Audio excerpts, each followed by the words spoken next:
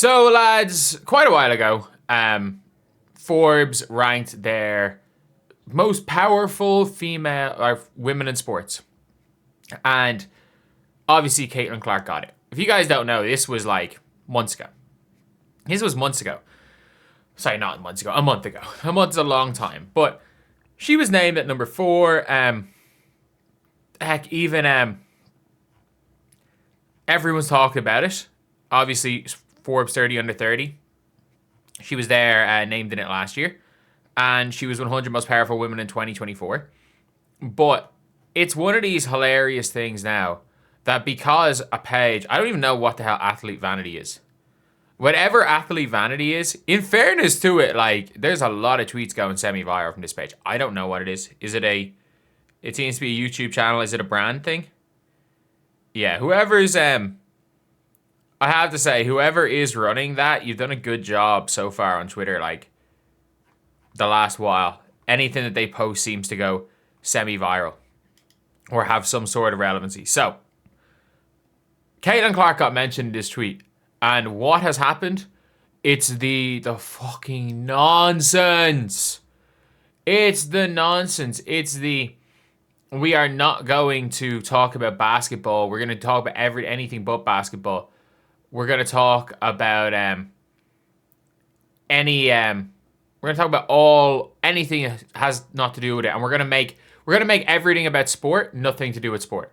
Because let's be real, even if, like, when we talk about who are the biggest and like most relevant WNBA players, there is a number 1, Caitlin Clark, huge gap. Number 2, Angel Reese, huge gap. Sabrina Ionescu, purely because of the shoes. Nothing else for Sabrina Ionescu. Nothing about her on-court play. She just has probably the best shoe. And her and Aja neck and neck, with Paige a little bit below them. Like, that's really where it goes. That's really, like, if we're going to be honest, that's what it is. That's what it is. Like, the person who fills out golf arenas is very different. And to say, if we're talking about popular culture in non-basketball related things, then that's where you talk about where you can bring in Angel Reese. Her popularity in popular culture is there. It's not quite Caitlin Clark. Sorry, her name isn't that much less famous than Caitlin Clark, but for basketball reasons, it is Caitlin Clark. Like, it's Caitlin Clark. Like, we know that. Like, look, I'm Irish. People just in my day-to-day life are like, oh, you still making those 2K videos? I'm like, oh, no, I just kind of make WNBA videos. And they're like, oh, Caitlin Clark's unbelievable, isn't she? That's the first response you get from everybody. Nobody, like, or, I mean, I don't mean this in a bad way, because, again, I have a history of being a fan of Angel Reese basketball player. The question of it, is Angel Reese actually that bad?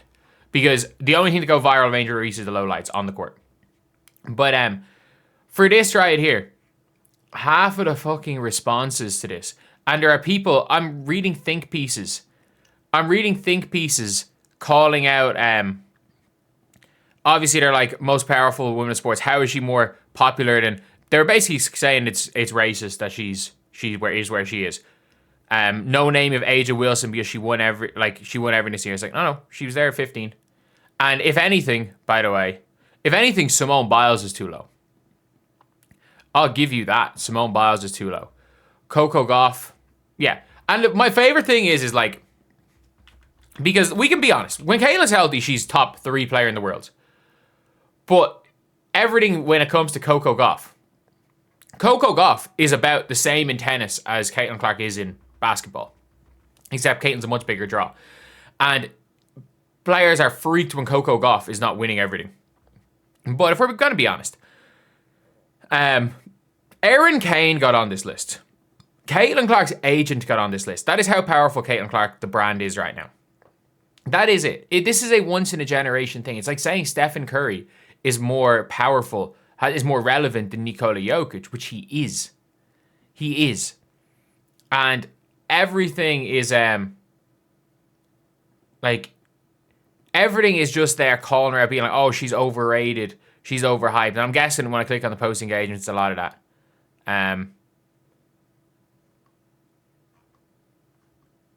Kathy seeing this, she's number 1. True Mark Ray's anything possible I've lived. Okay, good. At least we're getting more common things. What most powerful loser? Okay.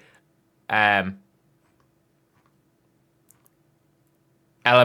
laughing face. It's this all over again. World champions of what? An athlete who hasn't played sport in a year is just media hype, worthless. This is gaslight. At least you know what? You know what? We've scrolled through about 20 things we haven't seen that word racist. I'm okay with that. I'm absolutely okay with that. I'm absolutely okay with people being like, oh, she's overrated as a player. I don't agree with that. I don't. If anything, Caitlin Clark is underrated because I think most people. I think there are very few people that have Caitlin Clark as the number. Caitlin Clark, healthy, in my opinion, is the third best player in the world. She's the third best. Stewie's just not the same. But I think a healthy Caitlin Clark is the third best player in the world. And I think there are more people that would say Caitlin Clark is should be a bench player in the WNBA than there are that argue Caitlin Clark is the best player in the world.